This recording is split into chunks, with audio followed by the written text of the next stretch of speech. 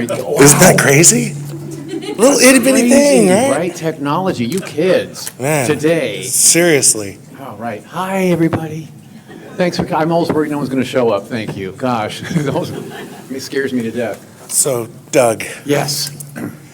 tell me a little bit about the way that you look at the world, because I've been sitting here watching you all day, and every single person that comes to your table gets a special moment with you, and there's just a heart and a pureness to you and the way that you carry yourself, and a lot of your performance is done physically. So you convey a lot with your body movement, your face, your posturing. And so from across the room, you see all of the energy that you give to people. So where did that start for you? Oh, golly. Well, wow. How long do we have? I think 30 minutes. Lonely child, but I was. I mean, I'm the youngest of four boys. I have three older brothers, and I was the weird one that wasn't quite as athletic. They all went to college on full ride scholarships, and I went to college to do theater. You know what I'm saying? So, yes, physical. I grew up watching Dick Van Dyke and Don Knotts as Barney Fife on the Andy Griffith Show, and the Carol Burnett Show. Everybody on the I Love Lucy. Just all the old sitcoms and variety shows were like, yes. Saw lots of physical comedians, right? Like lots of big out there, and I always laughed. So I thought, I want to do that, right? And as far to marry that with my real self, with my professional self, I did not know about the 5 love languages. Have everyone heard about the 5 love languages? It's actually a book out there. And once you understand that there are 5 different ways that we convey and hear love from people, it's like, oh, it clears up so much. There's physical touch. There is words of affirmation. I love you. There are acts of service. I love you. I'll wash the car. There's quality time. Doesn't matter what we're doing as long as we're together. And then there's giving and receiving of gifts. And all of us are strong in a couple of those, maybe. And then and there's very few people I've ever met that speak all 5 fluently, right? As a kid, I grew up in a very loving family, but their physical touch was not a part of it. And I didn't realize that I was being starved to death until my dad passed away when I was 18, very young. He died of a heart attack at age 50. And my brothers and I, all for the first time ever in the history of our family, hugged each other at my dad's funeral. And I was like, oh, this feels so right. I've been missing the huggles. I decided from that day forward I would hug people. If I need hugs, I will give them. So that's why I've been pawing at all of you all day at my table. I'm so sorry. Thank you. For those of you that don't know, in the circles, he's known as Hug Jones. So this is a real thing. No, thank you for that. So that carries over into my career, yes. When taking on a character, whether it's a guy in a t-shirt and jeans or a monster on all fours with a tail and horns, I need to embody that character from head to toe. And even as people, we all have different postures and gestures and stances and walks. So every character I play, I want to make sure that I'm doing the right one for that person, right? So there's one specific film that I want to talk about. Okay. And it's personally a film that just reached out and it grabbed my heart in a way that I never expected a movie about a fish falling in love with a woman would ever do, and that is The Shape of Water. Thank you, yeah. There is something so beautiful about that story. It is like Amelie meets the creature from the Black Lagoon. Correct, in yeah. all of the best ways imaginable. And there's a difficulty level I have to feel because you're used to playing characters that don't speak. But then playing off of characters that also don't speak and having to create and generate these real, authentic, tangible emotions, I like that just seems like difficulty level 50. So if you could just kind of walk me through what your process was to find that. Yeah, well, for The Shape of Water I can talk about for the rest of the panel because it was By all means. It might be my favorite movie I've ever done. for the same reasons. I'm a romantic, and that to have a monster with a romance and they get to live happily ever after, that doesn't happen. Right? Usually the monster and the human love interest are always like, well, from different worlds, it'll never work. Death, whatever.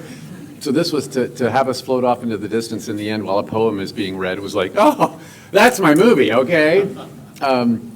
Guillermo del Toro has also said that that was my 6th movie with him, by the way. And so he's such a gem of a man that changed my life.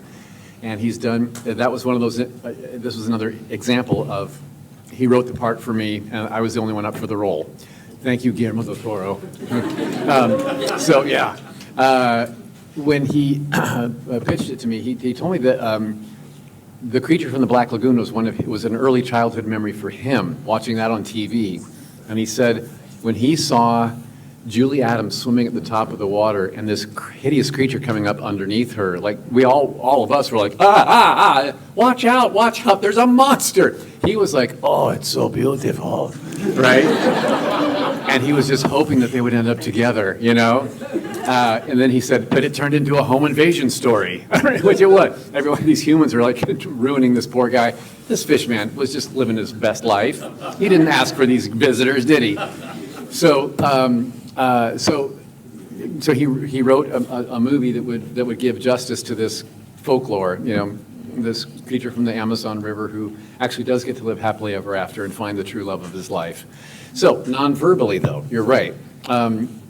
When he pitched this to me, we were working on the Crimson Peak at the time. Anyone remember Crimson Peak? Yeah. Thank you. Yeah, I played 2 of the ghost ladies in that. I was the black-veiled mother ghost in the beginning, and I was also the red bathtub ghost. Sexy. Concur.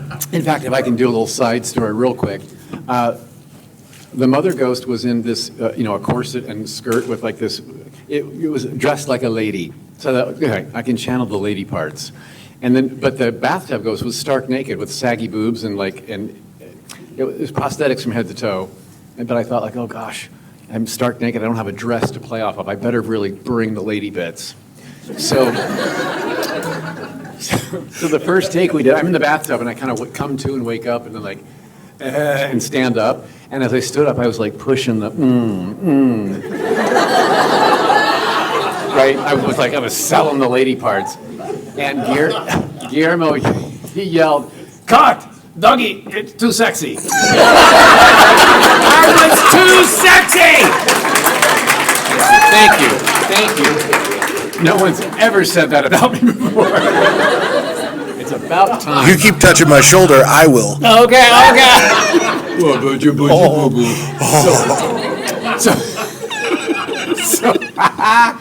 So one day while we're filming Crimson Peak, I was off one day and he called and said, "Dougie, come to this set. I want to have lunch with you on this. We have to talk about something." Oh my gosh, am I in trouble? What happened? So I go to the studio and I meet him for lunch in his office. He, "Come in, shut the door." Oh gosh, I am in trouble. And he told me, "The next movie I want to do is a special passion project for me." Well, it's about time. He hadn't done one since Pan's Labyrinth. I really wanted to see him do his from the heart art again. And he told me the story of this, and he said, "Now, I wanted to talk." This is 2 years before we ever filmed it, right? So I'm like, "Wow, you never tell me about a movie this early, and you haven't even written a script yet. Why?" "Well, I know you're a good Catholic boy." Uh-oh. What does that mean? "Well, there's a fuck scene." Oh! So a fish man, but like going at it doggy style? What do you mean? Fishy style. A fishy style, yeah, right. So he said, "Well, no, it's actually in a bathtub." Okay, listen. I said, "Start at the beginning and get me to the tub." So he did. So he didn't have a script yet, so he just verbally told me. It was story time with Guillermo del Toro, a moment anyone would pay good money for, right? I know. So I'm sitting there with my chin in my hands going, "Oh my gosh," as he told me how this story was going to progress and that this mute cleaning lady was going to fall in love with this mute animal from the wild. And I was just like, "Oh," right? And when he finished telling me the whole story and how it was going to end, I said, "Oh, this is your next trip to the Oscars." Did I call it? 13 nominations later, right? I know. And it takes home Best Director for him and Best Picture for all of us. So getting to hop up on the stage there, in front of the most famous faces in the world, and it's like, wow, I'm standing here helping accept Best Picture for a movie with a monster on the cover at the Academy. This doesn't happen. And I played that monster. That doesn't happen. Oh my gosh! So I took a little mental snapshot, and it's such a happy, lovely memory for me. But you know what helped the nonverbal thing happen was Sally Hawkins. She played Eliza in the movie, the leading lady. And Sally Hawkins is a magical unicorn. There's no other actress like her. She really connected with me. And what Del Toro did that was really smart to get us on our relationship, to get our relationship up and running, 3 weeks before the film started filming, he brought us in for dance rehearsals. So we did 3 weeks of dance rehearsal every day. Because if you remember the movie, she has a fantasy moment in a black and white MGM musical where I'm dancing. We're doing a Fred Astaire and Ginger Rogers thing, but I'm in flipper feet, of course. So we had, but neither one of us being ballroom dancers, we had to go through training with the choreographers. That was every day. And during that time, Sally and I got to know each other really well. You know, when you're doing dips and lifts, you build trust with a dance partner. And what also happened was we had time, we weren't filming yet, so we had a casual schedule, and we were able to sit and take breaks and talk to each other, and we cried together, we laughed together, we were terrified together. She has imposter syndrome, I have imposter syndrome. We were both competing to see who was going to ruin the movie first, right? Because I was sure it was me, and she was sure it was her. So, what a bonding time that was for us. So by the time we got to film, the relationship was already there. So I hope that it worked for you guys on film. So there you go. Thank you. So one of the more interesting things to me about what you do is the process of becoming these things. And, you know, us as the viewers, we see a monster on the screen. You as the actor have to go through that process of becoming that monster. Mentally, how do you get yourself through the process of makeup, which I have to assume is arduous, hours, time-consuming, physically just painful getting the stuff off of you? When you sign on for a role where you know it's heavy monster work, what is it that registers to you that says, okay, I can do this for 6 months and get in and out of this costume every day, have 18-hour days of... I'm never quite sure I can do it. That's, again, the imposter syndrome. I'm going to die on this set. But the process actually starts with a script for me. I have to approach these characters as an actor first. I don't think of myself, that's a misconception out there in the world where I get like a gymnast that reaches out to me and says, I want to do what you do. I'm really good with my body. That's great, but what I do is acting, right? We have to be an actor first. Whether you're a guy in a t-shirt and jeans or a monster running down a hallway, you have to have the heart and soul and intentions of that character inside first. Let him work its way out through your limbs, right? So it can't just be talented elbows. It's got to be so much more than that. So I start with the script, and I get the writer's intention for the story and for my character. Where do I fit into the story? How do I react with the other characters in it? And I get a lot of like description and like what the writer intended. Okay, good. Then I have a meeting with the director. And when you have a pre-meeting with a director like Guillermo del Toro, he'll have very specifics that he wants to see. Like for instance, in Pan's Labyrinth, he said, Dougie, for the fawn, I want you to study the hind quarter of barn animals.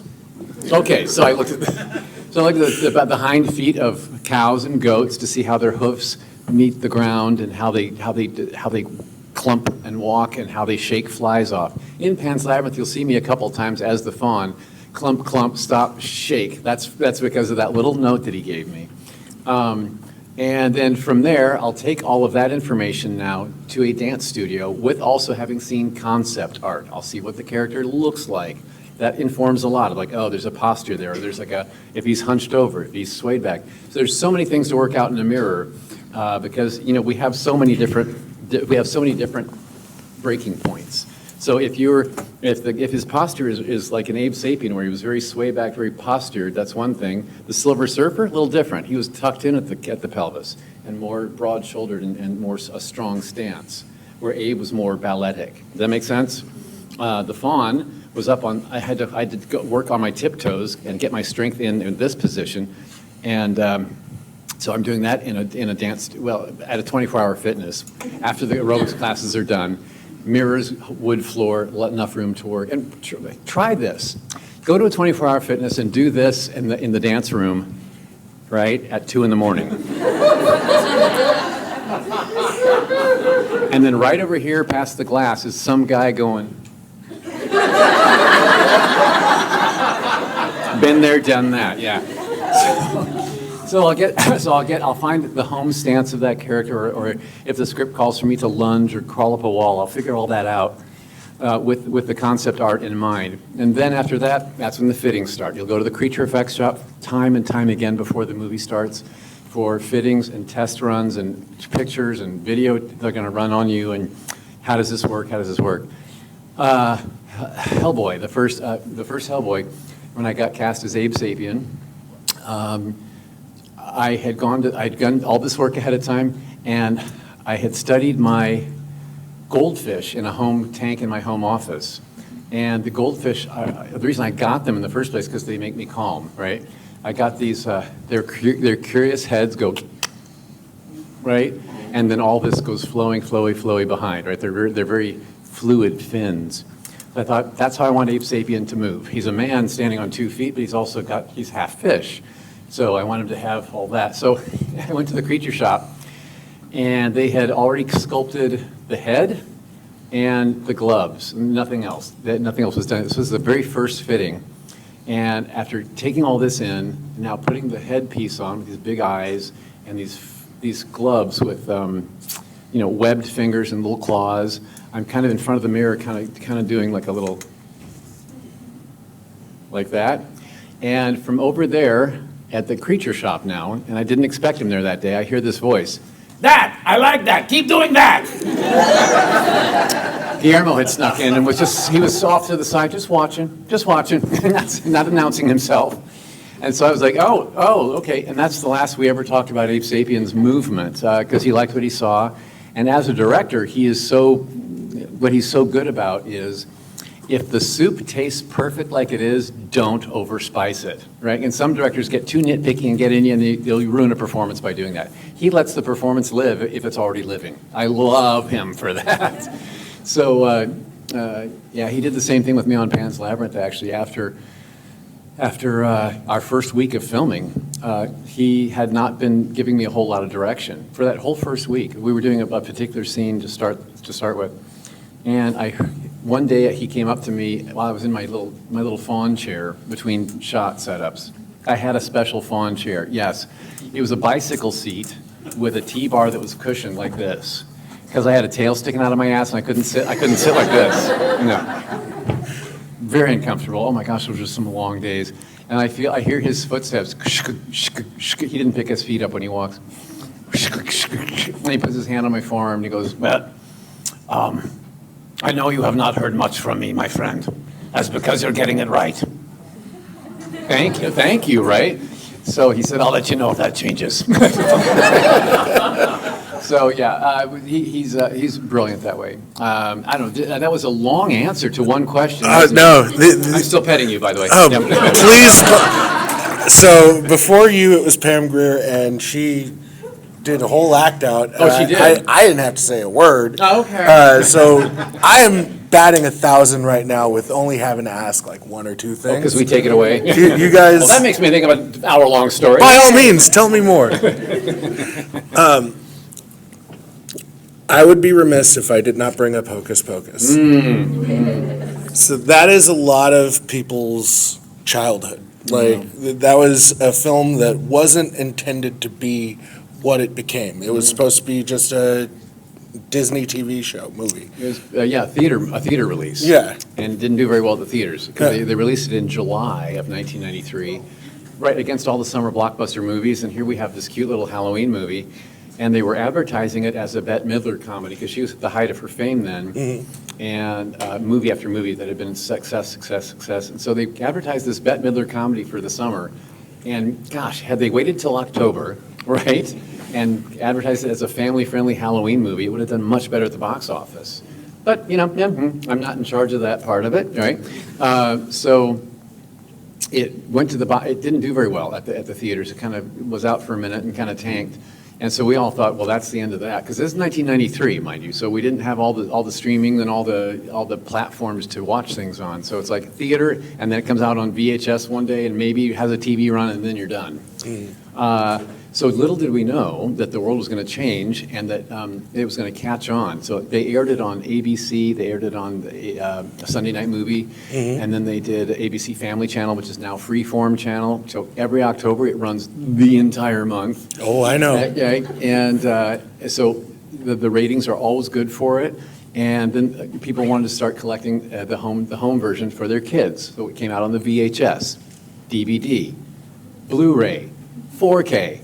Now it's streaming on Disney Plus and Hulu. They, oh my gosh, it's everywhere. And so thanks to you for keeping it going, that's when they were like, we got to make a Hocus Pocus too. So they did that almost 30 years later. And I was asked back along with the witches. We Immortals were the only ones that came back. And I would talk about a surreal experience to do. I took step into Billy Butcherson again, in the same outfit, same hair, same makeup, and it's like, oh, there he is, you know?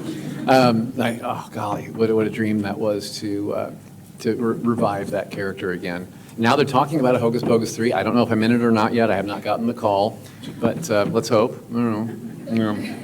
I think he's going to be in it. I'm just gonna throw that out into the universe. You do it, baby. And yeah, because I don't think that it's Hocus Pocus without that character. Oh well. I mean, I'm not supposed to agree with that, but He's gonna. So, you play a lot of characters in costumes. Do you find it easier to perform in costume or as yourself? You know, in the last 3 years, since I was on Star Trek Discovery, since that ended, I took Saru off for the last time, and I was like, oh, I like my own face. So for the last 3 years, I've been playing nothing but humans and really loving it a lot. Well, I'm also old now. I'm 66 years old, and it's like I put my time in. Don't I look great? I know. Thank you. Yeah, thank you. I actually, boy, but I beg for that one. Thank you. But you know, in my old age, I'd like to settle into human characters that are not quite so taxing and challenging on the body. You know, even though I'm still in great shape, mind you. But I just want to set myself up to still have a future. So. I've been enjoying that very much. I forgot what you asked. Your comfort level acting out of Out of the makeup. There you go. Okay. So because I've been doing more characters with my own face lately, it does feel different on camera. When there's something covering me and I'm like, you know, in a monster, there's a little barrier between me and the camera that I need to put a performance through, but at the same time, it's kind of protective. So.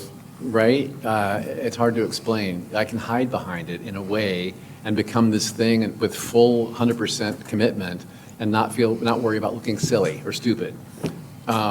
With this face, it's like, no, I already look silly and stupid, so how do we do it's like walking out of the house in a Speedo, right? I mean, it's street legal and I look great in one, but you don't want to wear that to work. You know what I'm saying? So, unless everybody else. Speak for yourself. Oh, Carberry.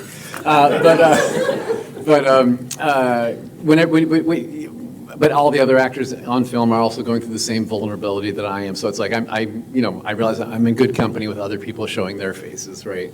So I'm getting through it okay, and but I'm finding in this stage of my career that I'm not a leading handsome man. I'm a goofy character actor, and I love it because we're allowed to age and we're allowed to, have a long career without having to be really the cool, handsome guy the rest of my life. So the amount and the array of characters I've been able to play now have been great. In the last couple of years, I played two doctors, one evil, one good. I played two sheriffs, one evil, one good. I played an old rich guy who sends a lady on a trip to Italy to relive his honeymoon for him. He's bedridden, and he does it all through virtual goggles, and he watches her vacation. And then it turns out that he's not so good after all. He is able-bodied, and this is all a setup for. It's called Vicarian, and it's going to be good. One of my sheriff characters was with Bonnie Aarons. You remember her, the nun. She and I were in a movie called House of Holloway. She was the matriarch of this Holloway family that does serial killings, and I was the sheriff in town. And you think I'm a good guy there to help. That's all I'm going to say about that one. Okay, and so much more coming up. Oh, golly. I guest starred on a TV show called Blue Ridge. It's a sheriff in a mountain town played by Jonathan Sheck. If you remember Jonathan Sheck, handsome boy that was in That Thing You Do. He was the lead singer of that. He also played Houdini in a TV movie way back, and he was also in a movie I was in called Quarantine. Anybody see Quarantine? Yeah. Well, he was one of the firemen that was on camera on that ride-along, and they gets locked into a building, quarantined in a building because there's some kind of rabies outbreak, and the guy at the top floor that started this whole rabies outbreak was a crazy guy in his underwear, played by Doug Jones. Hey, thank you. Yeah. Again, I did not look good in that pair of underwear. I'll tell you why. That was a very long makeup transformation because I was human, but I was riddled with rabies, and so they had a swollen forehead and long, stringy gray hair and like an age makeup on me that was all over a lot of skin to cover when you're wearing nothing but whitey tighties, and they were kind of whitey loosies. They were kind of dangling off of me, and they had yellow spots on them. It was not pretty. But they gave me like sagging pectorals and a little bit of a pooch belly, and so it was all glued on. It took like the makeup test for that took 11 hours. That was God, what a commitment. But it's all for you people. Yeah. But Jonathan Sheck is now starring in a TV show called Blue Ridge. It's on season 1 is on Amazon Prime, and season 2 is coming on the Inspiration Channel, INSP, if you have cable. After that, if you don't have cable, it should probably end up on Amazon with season 1. Okay, and I had one episode that I guest starred in as a mountain man who's a little kooky, and yeah, I loved it. I had a white beard and everything. It was amazing. It was awesome. It was awesome. So you didn't ask about any of this. So it's okay. Again, yeah, just go. Keep going. Okay, boom. So anyway, yes, I have been playing so many humans, and the difference is the monsters and the makeups that came with them gave me the chance to play such a wide array of characters that I could never do with my own face. So much more variety. Now that I'm playing more with just this face, I am still finding a smattering of variety. But the perk now is I don't have to be in the makeup trailer for 11 hours ahead of time. Let me ask you a question just as kind of like a follow-up. It's sort of like playing for theater as opposed to playing on a screen with the makeup and just your face. So Right. do you find yourself having to reel back the big performance? Oh, gosh, yeah, as a person, as a human. Okay. We're going to figure this out. We're going to get it. We're going to,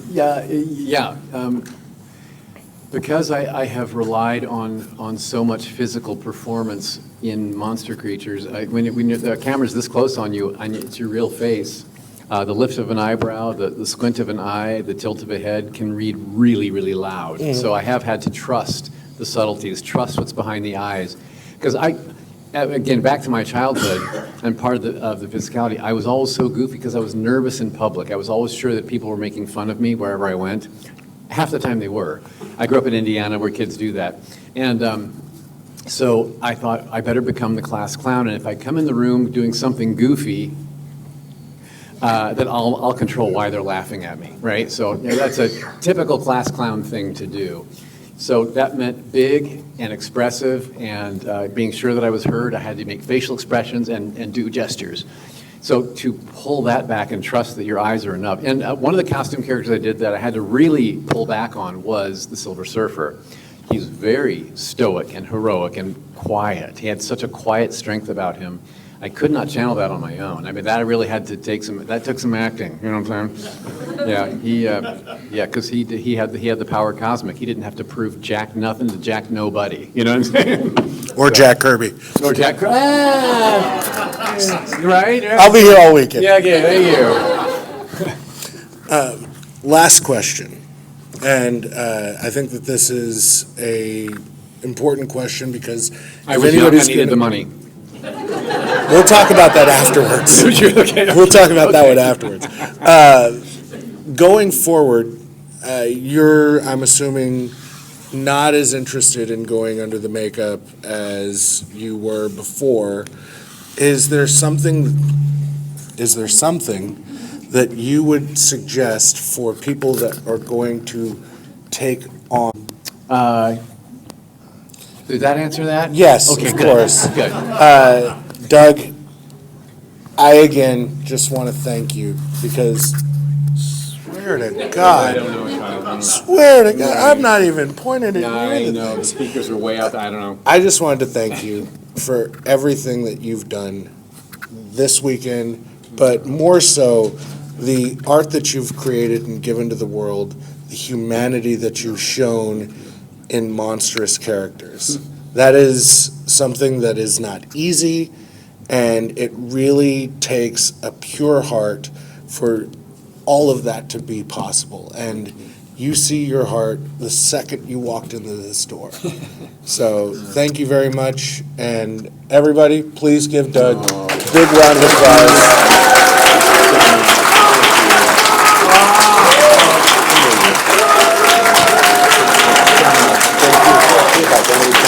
I'm trying not to.